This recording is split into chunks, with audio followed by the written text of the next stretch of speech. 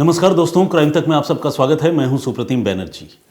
आज की कहानी राजस्थान की राजधानी जयपुर से है।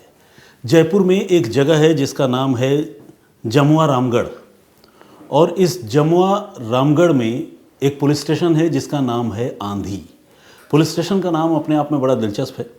इसके पीछे की क्या वजह या क्या कहानी है, अगर हमें वहाँ के लोकल लोग बता पाएँ तो बढ़िया लगेगा। अदरवाइज़ कई बार नामों के पीछे कोई लॉजिक तो नहीं होता, ज़रूरी नहीं कि लॉजिक हो। तो खैर, इस आंधी पुलिस स्टेशन की हद में 3 अक्टूबर को एक शख्स की लाश बरामद होती है, और जहां लाश मिलती है उस जगह का नाम है दांतली घाटी। और दांतली घाटी नाम को सुनकर ही आप समझ सकते हैं कि ये घाटियों वाला इलाका है, तो थोड़ा सुनसान जगह है, थोड़ा जंगली इलाका है। और यहाँ पर जब 3 अक्टूबर को ये लाश बरामद होती है, लोगों की नज़र उस लाश पर पड़ती है, तो लोग पुलिस को इन्फॉर्म करते हैं। आंधी थाने की पुलिस आंधी तूफान की तरह मौका वारदात पर पहुंचती है, क्योंकि आप समझ सकते हैं लाश मिली है और लाश की हालत ऐसी है कि लोग कह रहे हैं कि मामला मर्डर का है, तो फिर पुलिस का जल्दबाजी में वहां पहुंचना भी लाजमी है। तो पुलिस जब वहां पहुंचती है तो पुलिस देखती है कि लोग जो कंप्लेन कर रहे हैं डेड बॉडी को लेकर कि एक आदमी का मर्डर हो गया, वो बात बिल्कुल सही है, क्योंकि जहाँ लाश पड़ी थी वहाँ पर ही भारी पत्थर भी पड़ा हुआ था, उनमें खून के छींटे थे, और इसके साथ साथ लाश का चेहरा बुरी तरह से कुचल दिया गया था, सिर कुचल दिया गया था। एक तरह से देखा जाए तो वो म्यूटिलेटेड कंडीशन में था। अब इस लाश को बरामद तो पुलिस ने किया ही, बरामद करने के साथ साथ मौके का बहुत बारीकी से मुआयना किया। मौके को देखकर ये साफ हो रहा था कि शायद हत्या जो है वो पास में ही कहीं की गई है, और इसके बाद लाश वहाँ लाकर फेंकी गई है। खून के छींटे आसपास के कुछ पत्थरों पर पुलिस को नज़र आए, और थोड़ा और स्कैनिंग करने पर बड़ा पत्थर भी दिख गया जिसके ज़रिए से इस शख्स की हत्या की गई थी। तो ये क्लियर कट मर्डर का मामला था। लेकिन मरने वाले आदमी की जब तलाशी ली गई, मतलब लाश की जब पुलिस ने फ्रिस्किंग की, तलाशी ली, उसके पॉकेट्स वगैरह चेक किए, तो उसमें से कोई भी आई कार्ड, कोई पर्ची, रुपए पैसे कुछ भी नहीं मिले। और ऐसे में मरने वाले शख्स की पहचान अपने आप में बहुत मुश्किल काम थी। अब पुलिस ने पहचान पता करने के लिए आसपास जो है अपने मुखबिरों को सक्रिय किया, और ये भी पता करने लगी कि कहीं ऐसा तो नहीं कि किसी की गुमशुदगी की रिपोर्ट अभी दर्ज हुई हो, क्योंकि मौके पर जो टीम पहुंची थी उस टीम को ऐसी कोई रिपोर्ट की जानकारी नहीं थी। लेकिन जब पुलिस ने ये पता करने की शुरुआत की कि कहीं कोई आदमी उसकी पुलिस स्टेशन की हद से या आसपास के किसी इलाके से गायब तो नहीं है, तो पुलिस को पता चला कि बमुश्किल एक रोज़ पहले एक शख्स ने उन्हीं के थाने में, यानी आंधी पुलिस स्टेशन में ही एक आदमी के गुमशुदगी की रिपोर्ट लिखवाई थी। अब पुलिस को जैसे ही इस रिपोर्ट के बारे में पता चली, खासकर उस टीम को, जो टीम मौका वारदात पर तफ्तीश के लिए पहुंची थी, उसने फ़ौरन उस आदमी से कांटेक्ट किया जिसने गुमशुदगी की रिपोर्ट लिखवाई थी। वो शख्स थाने पहुंचा और उसने बताया कि मेरे भाई गायब हैं, बड़े भाई, और उनका नाम विश्वनाथ योगी है और हम उनको ढूंढ रहे हैं। तो पुलिस ने कहा कि हमें एक लाश मिली है, और लाश को देखकर लग रहा है कि उस आदमी की हत्या की गई है, लेकिन चेहरा बुरी तरह से कुचल दिया गया है। पता नहीं आप पहचान कर पाएंगे नहीं कर पाएंगे, लेकिन अगर आप चाहें तो हम एक बार लाश आपको दिखाएंगे। अब वो जो पीड़ित शख्स था जिसने अपने बड़े भाई की गुमशुदगी की रिपोर्ट लिखवाई थी, उसको तो भाई देखना ही था, वो कैसे अवॉइड कर सकता था। तो उसने कहा नहीं, बिल्कुल देखेंगे, डेड बॉडी हमें दिखाइए। पुलिस पोस्टमार्टम हाउस लेकर गई, और इस शख्स ने जैसे ही उस लाश को देखा वो बुरी तरह से रोने लगा। जाहिर है लाश उस आदमी के भाई की ही थी, विश्वनाथ योगी की, और कपड़ों से और पूरे हुलिये से उसकी पहचान जो है विश्वनाथ के भाई ने कर ली। हालांकि चेहरा इस हालत में था कि देखकर पहचान कर पाना मुश्किल था, लेकिन फिर भी भाई तो भाई है, बॉडी को देखकर वो आइडेंटिफाई करने में कामयाब हो गया। अब एक बात तो साफ हो गई, या ये कहे कि तफ्तीश में पुलिस एक कदम आगे बढ़ गई कि मरने वाले शख्स की पहचान पुलिस को पता चल गई। अब जो एक ब्लाइंड मर्डर का मामला था, उस मामले में थोड़ी सी एज या थोड़ा सा उसके मामले की तफ्तीश जो है आगे बढ़ाने में पुलिस कामयाब हो गई। अब पुलिस को ये पता करना था कि आखिर विश्वनाथ योगी की हत्या क्यों हुई, वो क्या करता था, कहाँ उठना बैठना था, क्या किसी से दुश्मनी थी, कोई और वजह। तो पुलिस अब सारी चीज़ों को एक्सप्लोर करने लगी। पता चला कि वो जयपुर में जो है ई रिक्शा चलाने का काम करता था विश्वनाथ योगी, और मूल रूप से वो अलवर का रहने वाला था। अलवर भी उसका आना जाना होता रहता था। अब जैसा कि मैंने आपको बताया, चूंकि कोई कॉज ऑफ डेथ जो है वो क्लियर था नहीं, घर वाले बता नहीं पा रहे थे कि किसने हत्या की, क्यों की शुरुआती पूछताछ में, तो पुलिस जो है वो रुपए पैसे के लेन देन, ई रिक्शा चलाने को लेकर किसी से कोई दुश्मनी, यानी कोई जिसे कहते हैं ना कि बिजनेस राइवलरी या कारोबार को लेकर कोई रंजिश, इस तरह के चीज़ों को पुलिस पता कर रही थी। साथ ही पुलिस पता ये भी कर रही थी कोई रिलेशन ओरिएंटेड इशू ना हो, किसी के साथ अफेयर हो, कोई गर्लफ्रेंड हो, कोई ऐसी बात। पुलिस इन पहलुओं को भी खंगालने में जुटी हुई थी। हालांकि इन तमाम पहलुओं को एक्सप्लोर करने के बाद भी पुलिस को कोई क्लू या कोई प्रॉपर डायरेक्शन इस मामले की तफ्तीश में नहीं मिल पा रही थी। खासकर विश्वनाथ योगी का जो कैरेक्टर था वो भी बिल्कुल बेदाग था। लेकिन जब घर वालों से पुलिस ने फिर से पूछताछ की, हालांकि घर वाले बहुत सदमे में थे, पूछताछ करना भी मुश्किल होता है इन हालात में, लेकिन पुलिस ने जब फिर से पूछताछ की तो घर वालों ने एक ऐसी बात बताई कि पुलिस का माथा ठनका। पुलिस ने बताया, मतलब घर वालों ने पुलिस को बताया कि विश्वनाथ का तो किसी से अफेयर नहीं था, लेकिन विश्वनाथ की जो पत्नी है, यानी हमारे घर की बहू, वो जो है एक आदमी के कुछ ज़्यादा ही करीब है और हमारा पूरा परिवार इस वजह से काफ़ी परेशान रहता है। घर वालों का ये बताना था, ये कहना था कि विश्वनाथ की पत्नी ममता जो है एक महेश योगी नाम के लड़के के टच में रहती है और इस वजह से पूरे परिवार में काफ़ी क्लेश रहता है, काफ़ी माहौल जो है वो नेगेटिविटी से भरा हुआ है, लड़ाई झगड़े होते रहते हैं पति पत्नी के बीच में और हमें भी अच्छा नहीं लगता। और अभी हाल के दिनों में हम लोगों ने ममता पर कुछ सख्ती भी कर दी है, कुछ पाबंदी कर दी है। पहले जिस तरह से वो खुले तरीके से घूमती थी, आज़ादी से घूमती थी, हम लोग थोड़ा उस पर आजकल नज़र रखते हैं। ये बात घर वालों ने पुलिस को बताई। अब पुलिस को लगने लगा कि कहीं ऐसा तो नहीं है कि घर की जो बहू है वो इस मामले में इन्वॉल्व हो, या कहीं ऐसा तो नहीं कि महेश नाम का वो जो प्रेमी है ममता का, उसने ये कत्ल किया हो। पुलिस को अब एक संभावना इस मामले की तफ्तीश में, एक उम्मीद नज़र आने लगी। पुलिस ने अब ये वेरीफाई करना शुरू किया कि ये कब मिलते थे, कैसे मिलते थे, कहाँ उठना बैठना था, फ़ोन पर बातचीत होती थी, नहीं होती थी। इस कोशिश में पुलिस को कई सारी बातें पता चली। कुछ एक बातें मैं आपको बताता हूँ। सबसे पहले तो मैं आपको ये बताऊँ कि ये जो विश्वनाथ है जिसकी हत्या हुई, इसने एक प्लॉट भी अपने गांव के पास ख़रीद कर रखा था और उस प्लॉट में ये अपनी बीवी के साथ कुछ दिनों तक रहा भी। महेश के साथ पिछले 2-3 साल से उसकी बीवी का अफेयर चल रहा था और इस अफेयर की वजह से घर वालों ने उस पर बड़ी सख्ती लगा शुरू कर दी थी अपनी बहू के ऊपर। और विश्वनाथ ने फिर ये तय किया कि वो जो है अपनी बीवी के साथ अलग नहीं रहेगा, बल्कि अपनी बीवी को अपने घर भेज देगा, यानी ममता को उसके ससुराल भेज देगा, अपने घर, जहाँ उसके पेरेंट्स और दूसरे लोग हैं। और इसके बाद उसने अपनी बीवी को ससुराल पहुँचाया, बीवी के ससुराल यानी अपने घर, और खुद जो है वो जयपुर में रहकर ई रिक्शा चलाने का काम करता रहा।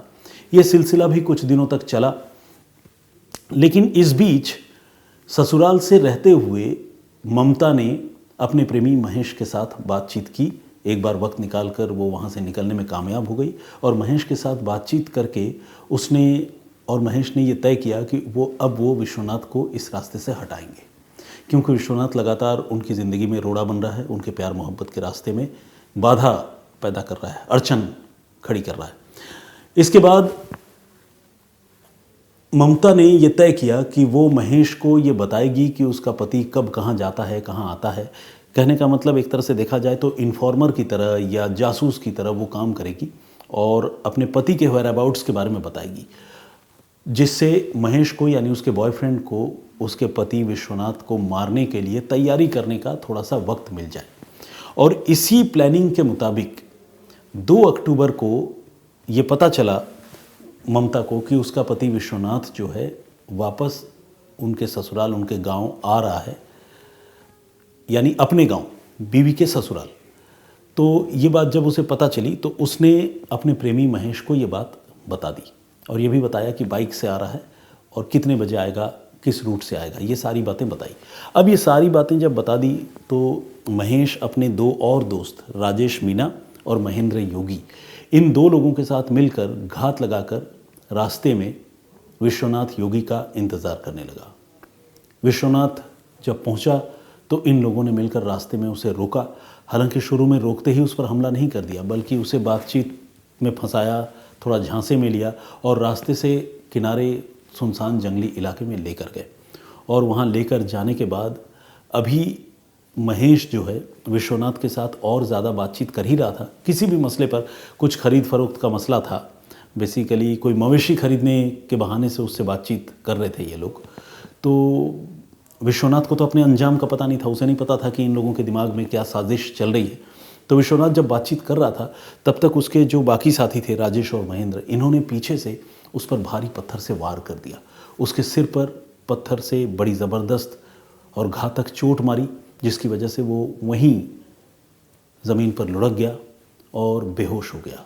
इसके बाद इन लोगों ने उसको खींचा और खींचकर, जैसा कि मैंने आपको बताया, कि दांतली घाटी की तरफ लेकर गए, जो थोड़ी सुनसान जगह है। और वहाँ पर ले जाने के बाद भारी पत्थर से कुचलकर उसकी हत्या कर दी। हत्या करने के बाद सबूत मिटाने के इरादे से उसकी बाइक जो है वो वहाँ से ड्राइव करके, मतलब राइड करके लेकर गए जयपुर तक, और जयपुर में ले जाकर उसकी बाइक छोड़ दी। इधर घर वाले जो है वो इंतज़ार करते रहे कि विश्वनाथ आया नहीं, और जब इंतज़ार हद से लंबा होने लगा वो परेशान हो गए, मोबाइल फ़ोन भी नहीं लग रहा था। तो फिर उन्होंने थाने में रिपोर्ट लिखवाई। रिपोर्ट तो दर्ज हो गई, लेकिन रिपोर्ट दर्ज होने के बाद भी विश्वनाथ की गुमशुदगी के बारे में पुलिस कोई जानकारी नहीं जुटा सकी। पुलिस जीते जी उसे ढूंढ भी नहीं पाई। लेकिन अगले दिन की ये बात है, 3 अक्टूबर को, जब उसकी लाश मिली और लोगों ने पुलिस को उस लाश के बारे में बताया, तो उसके बाद फिर उस अनआइडेंटिफाइड डेड बॉडी की पहचान करने के साथ साथ पुलिस ने उस मामले की तफ्तीश आगे बढ़ाई और इस पूरे मामले का खुलासा करने में पुलिस कामयाब हुई। तो इन शॉर्ट अगर मैं इस पूरी कहानी को समराइज़ कर दूं तो वो ये है कि विश्वनाथ नाम के शख्स की हत्या उसकी बीवी ने अपने आशिक के साथ मिलकर कर दी, क्योंकि विश्वनाथ अपनी बीवी और उसके प्रेमी के रिश्तों के बीच में रोड़े अटका रहा था, अड़चन बन रहा था। गुनहगार जो हैं, आरोपी जो हैं, उन्हें पुलिस ने गिरफ्तार कर लिया है और आने वाले दिनों में इनके खिलाफ कोर्ट में चालान, चार्जशीट, सारी चीज़ें पेश होंगी और उन्हें सज़ा दिलाने की भी कोशिश होगी। सज़ा मिलती है, नहीं मिलती है, क्या सबूत पुलिस पेश कर पाती है, ये तो भविष्य की बात है। लेकिन ये कहानी अपने आप में बहुत दुखद और दर्दनाक है। कई बार इस तरह के रिश्ते जिसमें बेवफाई हो या गद्दारी हो, इस तरह के रिश्ते जानलेवा साबित होते हैं। ये घटना उस बात का सबूत है। अगर विश्वनाथ ने अपनी पत्नी के इस करतूत के बारे में जान लिया था तो बजाय उस पर पाबंदी लगाने और सख्ती करने के, अगर वो अपनी पत्नी को छोड़ने का फ़ैसला करता या तलाक देने के बारे में सोचता तो शायद आज उसकी जान बची हुई होती। लेकिन इंसान कई बार बहुत ट्रैप्ड हो जाता है, फंस जाता है।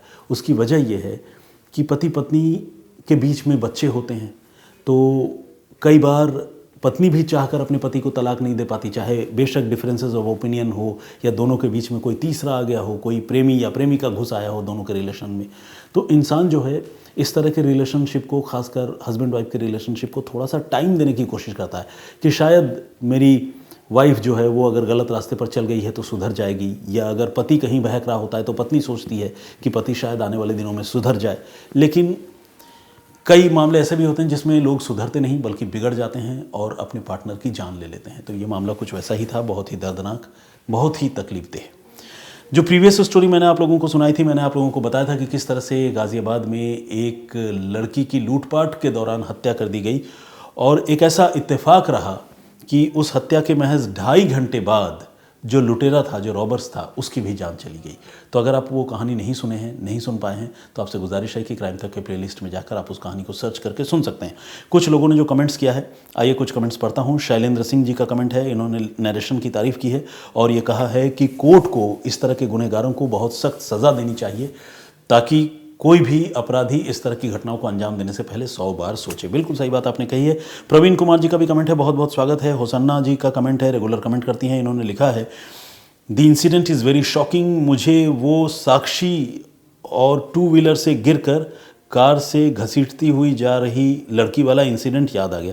साक्षी मर्डर केस आपको याद होगा, साक्षी नाम की एक लड़की को उसके बॉयफ्रेंड ने स्टैब करके चाकुओं से मार डाला था, और साथ ही न्यू ईयर पे एक लड़की को कार के नीचे फंसा हुआ देखने के बावजूद कुछ शराबी नौजवान कार सड़क पर चलाते रहे थे और वो लड़की जीते जी उसके टुकड़े टुकड़े हो गए जिस्म के, और वो बहुत दर्दनाक मौत उसे मिली।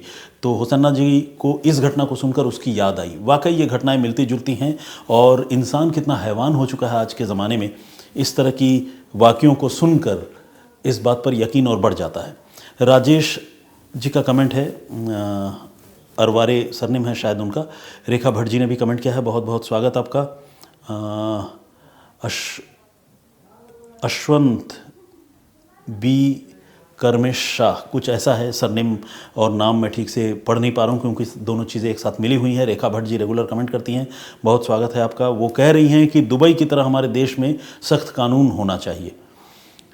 देखिए, दुबई की तरह अंग भंग करना या चौराहे पर लटका देना, हाथ पांव काट देना, ऐसा भले ना हो, लेकिन जो हमारा लीगल सिस्टम है अगर वो भी स्पीडीली जस्टिस देने लगे और पुलिस का इन्वेस्टिगेशन और सबूत इतने मिलने लगे, प्रोफेशनल तरीके से इन्वेस्टिगेशन होने लगे, गुनहगारों को बचने का मौका ना मिले, तो शायद काम हो जाएगा। लेकिन दिक्कत ये है कि हमारा लीगल सिस्टम बहुत ही कमज़ोर है। मगन झा जी का कमेंट आया है, विजेंद्र सिंह जी ने कमेंट किया, मौलाना निसार अहमद नागपुरी साहब रेगुलर कमेंट करते हैं, कविता जैन जी का कमेंट है, प्रदीप भाम्बू जी, सरोज वरूप श्रेष्ठा जी, रीता छेत्री जी का कमेंट है, बहुत धन्यवाद आपका। विनय नासवाले जी, शिवा शायर ने कमेंट किया है, और प्रवीण कुमार जी हैं, विक्रम सिंह हैं, दीपू मिश्रा, उमेश भूँया जी मेरे होम स्टेट से हैं, झारखंड से। सोमिया सांगवान जी ने भी कमेंट किया है, बहुत बहुत स्वागत आपका। शकुंतला सिंह जी का कमेंट है, और सपना स्टूडियो है, और कनक शर्मा जी ने भी कमेंट किया है। यह असम से कमेंट करती हैं। तो खैर, बहुत धन्यवाद आप सारे लोगों का। ऐसा नहीं कि इतने ही लोगों ने कमेंट किया है, और भी बहुत सारे लोगों के कमेंट है। सारे लोगों के नाम और कमेंट एक दिन में नहीं पढ़ सकता। आपसे गुजारिश है कि आज जो कहानी, आज जो वाक़या मैंने आप लोगों को सुनाई, इस पर आपकी राय क्या है, प्लीज़ हमें लिखकर ज़रूर बताइएगा। मुझे आपके कमेंट्स का इंतज़ार रहता है। मैं फिर हाजिर होऊंगा किसी और कहानी, किसी और वाक़ये के साथ। तब तक के लिए अपना बहुत ख्याल रखिए और मुझे इजाज़त दीजिए। जय हिंद, जय भारत।